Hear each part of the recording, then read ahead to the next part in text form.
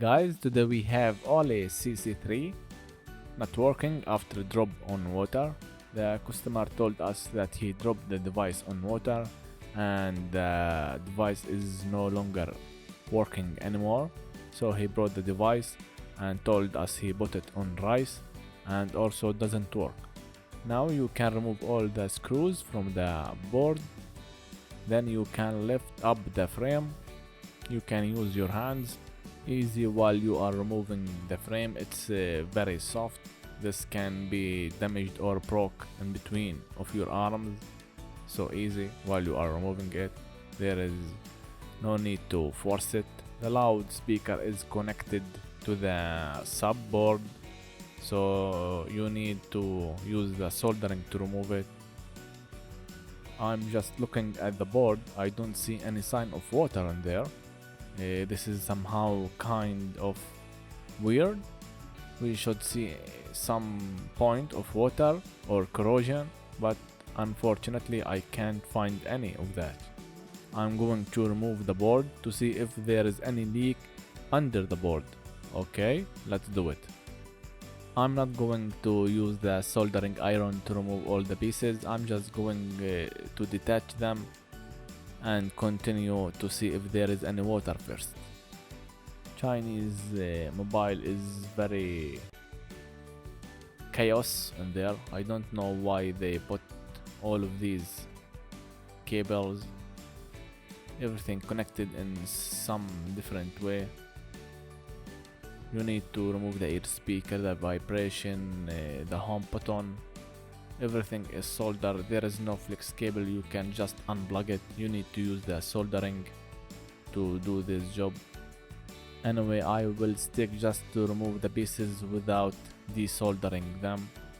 Always be gentle with the pieces. We don't need to damage the pieces to the customer. We just need to fix the device for him.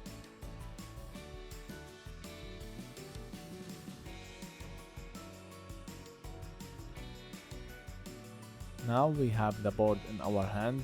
Also, I can't see any sign of water or corrosion. This is somehow weird. I will do the microscopic shots for you to see that by yourself. I'm looking at the subboard. Also, there is no sign of water, so I'm going just to put it down. No need to look at the bottom of the board.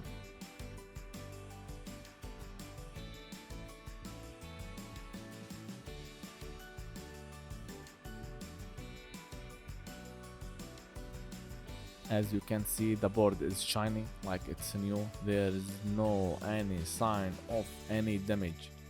I'm somehow confused what happens to this board. So I'm going to start checking whatever is causing this problem, preventing the device from turn on.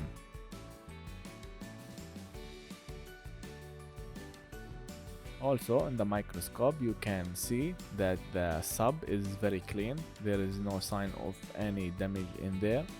And under the flex cable, I'm going to look if there is any corrosion. There is nothing on there. I'm confused why the customer told me the device is dropped on water. This is somehow very interesting. Okay, I'm going first to check the battery voltage. It's 4.2. Okay, the battery is fully charged. The subboard is working. I'm going to assemble it for now. No need it. I'm going to test if there is any short. This is important to check. I'm going to check that. You can hear it. We have a short. We have a short.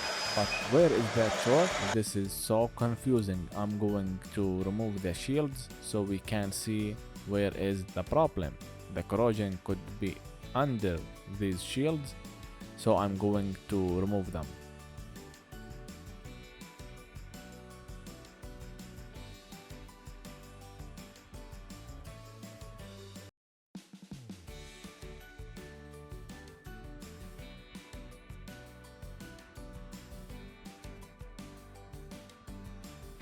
I'm going to use the heat gun with the heat 4 and 50 Celsius degree. I'm going to remove the shields. I'm going to remove all the top layer shields to see if there is any corrosion under these shields. So you can continue watching until we finish with removing the shields.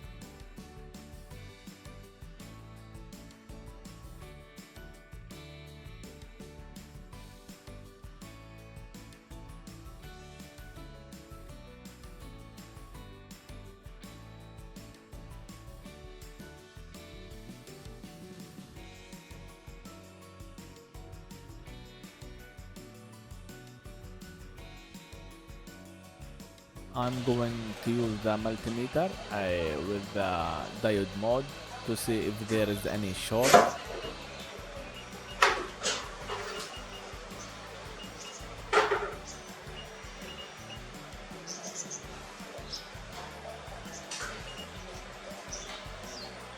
Okay, we got a short on here on this capacitor. We have a short. I'm going also to check if there is another short in this area.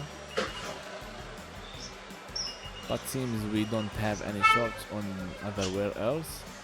And I will flip the board to see in the other side if there is any short.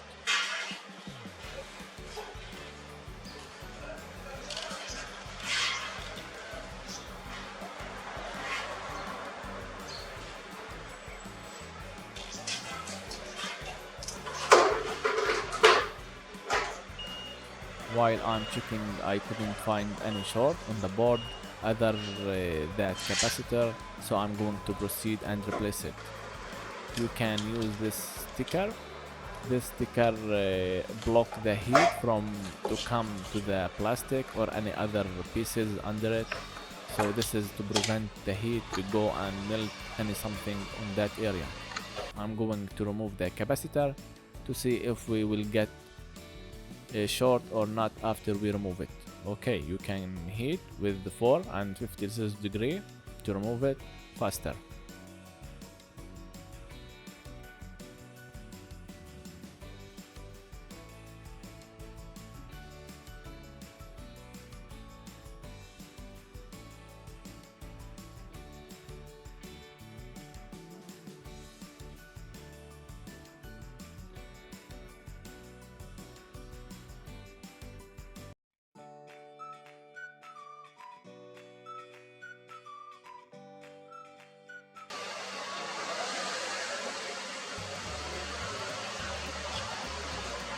Let's check if we have a short or not. Okay, the short is gone. Now we should be able to turn on the device. I'm going now to remove the capacitor. If you have another board and the same capacitor, you can just replace it. I don't have, so I'm going to bypass it. I'm going now to assemble the device and check if the device will be power on or not. You can now continue assemble all the pieces that we have turned down and check whatever the problem is gone or not.